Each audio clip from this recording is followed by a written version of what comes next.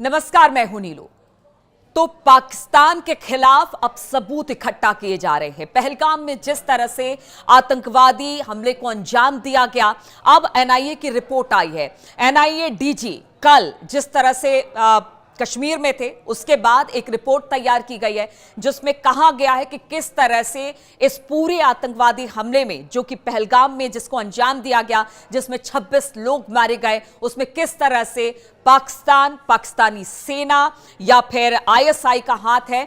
और अब उसके सबूत कुछ मिलने शुरू हो गए। एक रिपोर्ट सौंपी गई है। शुरुआती रिपोर्ट बताया जा रहा है, सूत्रों के हवाले से इस तरह की खबर है कि इसमें पाक सेना की बातें सामने आ रही है। एनआईए ने यह भी कहा है कि इसमें लश्कर और साथ ही साथ इसमें जो आईएसआई है उसका हाथ भी हो सकता है, जिस तरह से पहलगाम में जो हमला हुआ है।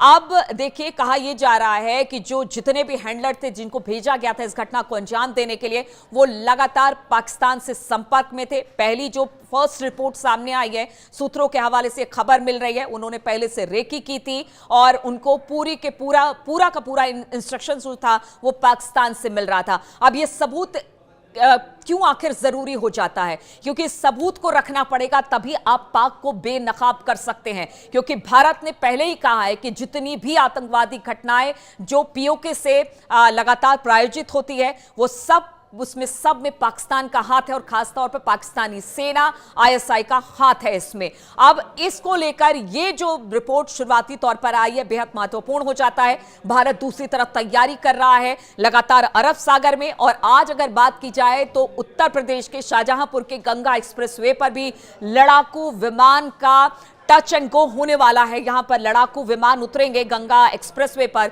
3.5 किलोमीटर लंबा एक ट्रैक बनाया गया है और इसी ट्रैक पर ये लड़ाकू विमान उतरने वाले हैं। इसे युद्ध अभ्यास के तौर पर भी देखा जा रहा है। दूसरी तरफ अरब सागर में भी नौसैनिक तैनात है और घेर कर पाकिस्तानी नौसैनिकों और उनकी जो बेड़े हैं, जंगी जहाज है, उनको घेरने की पूरी तरह से अब एक तरह से तैयारी कर ली गई है। उधर वायुसेना पूरी तरह से तैयार है। अब ऐसे में अगर ये सबूत रखे जाते हैं तो इससे पाकिस्तान को बेनकाब किया जाएगा। और बार बार पाकिस्तान ये कहता रहा है कि हमारी तरफ से इस तरह की आतंकवादी घटनाओं को अंजाम नहीं दिया जाता है, लेकिन भारत सबूत बार बार सौंपता है। इसके बाद भी पाकिस्तान की तरफ से किसी तरह का कोई कोऑपरेशन नहीं है। इसलिए अब भारत एक बड़ी तैयारी की तरफ आगे बढ़ रहा है जिससे पाकिस्तान को सबक सिखाया जाए।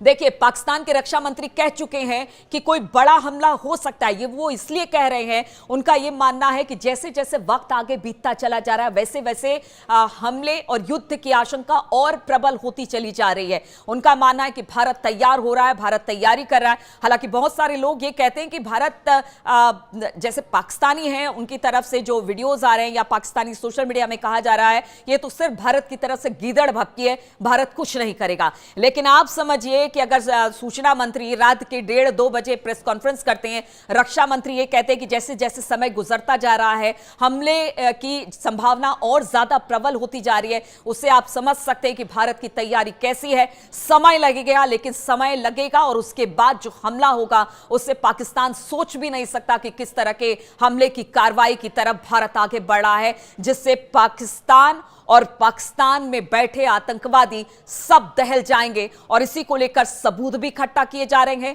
तैयारी भी तीनों सेनाओं की तरफ से की जा रही है। और सरकार ने तो पहले ही कह दिया है कि हमारी तरफ से सेना को पूरी छूट है। समय, टारगेट और किस तरह से हमला करना है वो सब सेना के हाथों में है। तो जो ये रिपोर्ट एनआईए की तरफ से फर्स्ट आई है, यानी कि पहली रिपोर्ट आई है, वो काफी ज्यादा अहम हो जाती है।